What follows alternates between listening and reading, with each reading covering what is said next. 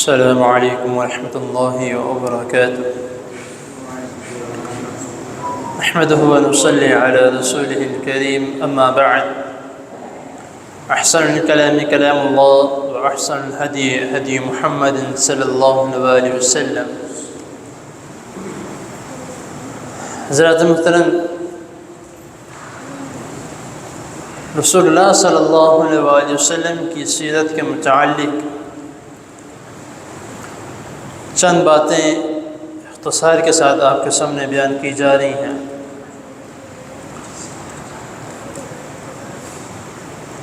دین اسلام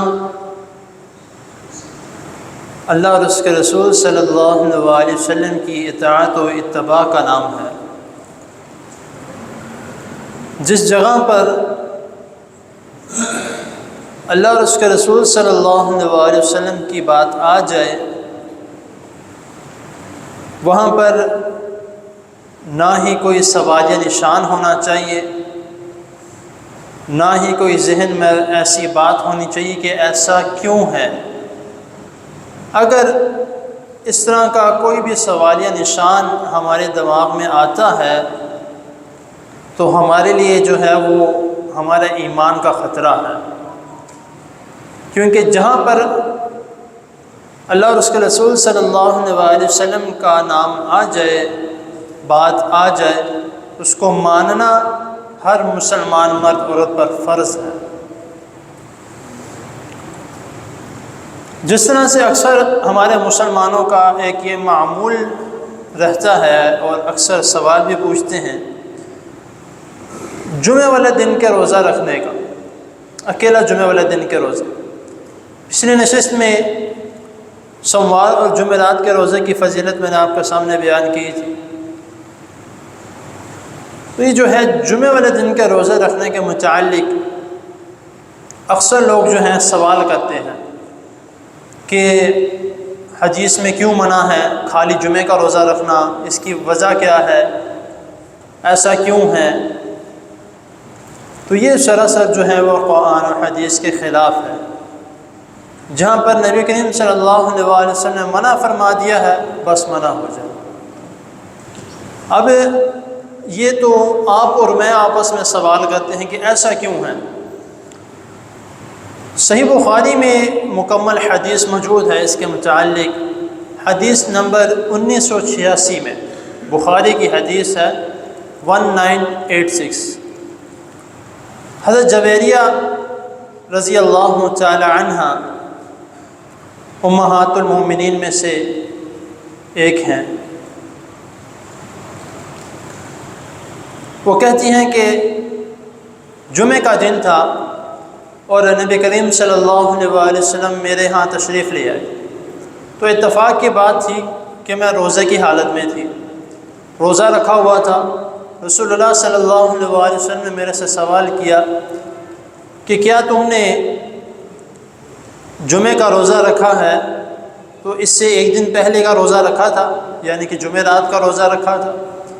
تو انہوں نے کہا نہیں، میں نے جمعرات کا روزہ نہیں رکھا۔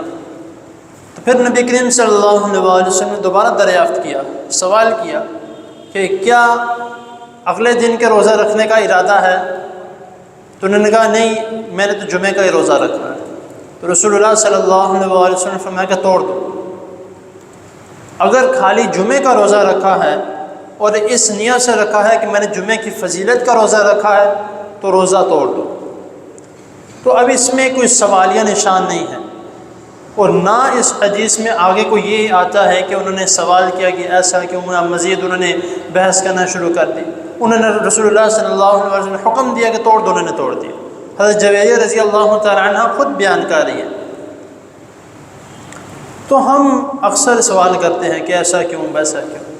اب ایک اور جو میرے خیال سے شاید کسی نے پہلے، کیونکہ میں نے آج تک جو ہے یہ مسئلہ کبھی نہیں سنا، الحمدللہ میرے بھی علم میں آج ہی اضافہ ہوا کہ جب میں اس کی تیاری کر رہا تھا، استاد محترم قاری محمد موسیٰ صاحب حفظہ اللہ تعالیٰ مجھے اس کی تیاری کروا رہے تھے، شاید آپ نے بھی نہ سنا ہو سکتا ہے سنا بھی ہو، کہ اکیلے ہفتے اور اتوار کا روزہ رکھنے سے بھی رسول اللہ صلی اللہ علیہ وسلم نے منع فرمایا۔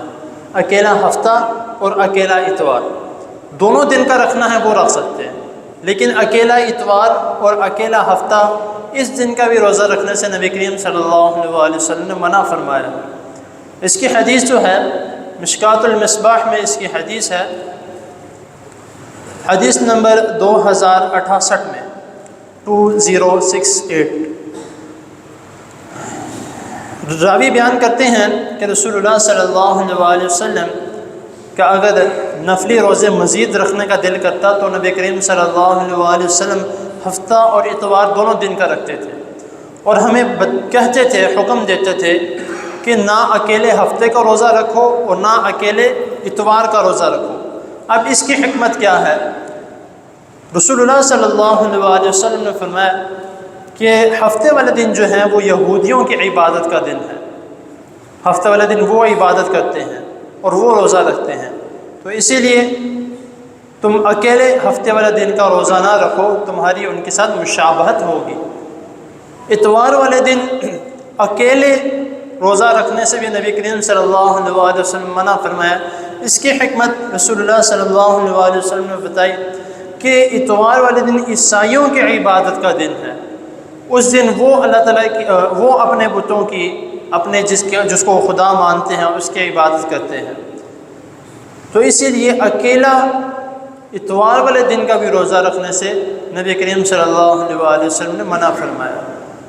اور ساتھ ہی فرمایا کہ اللہ تعالیٰ نے مجھے یہودوں کی، عیسائیوں کی اور غیر مسلموں کی مخالفت کرنے کا حکم دیا ہے، تو اسی لیے میں ہفتہ اور اتوار دونوں دن کا روزہ رکھتا ہوں۔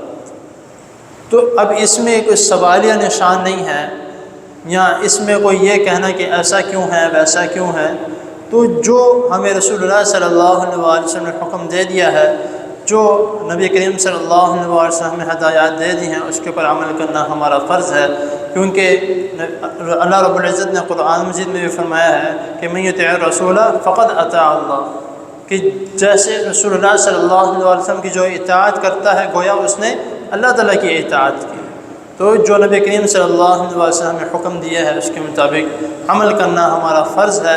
اللہ تعالیٰ کی حضور دعا ہے اللہ تعالیٰ ہمیں جو سنا ہے اس پر عمل کرنے کی توفیق عطا فرمائے۔ جزاکم اللہ۔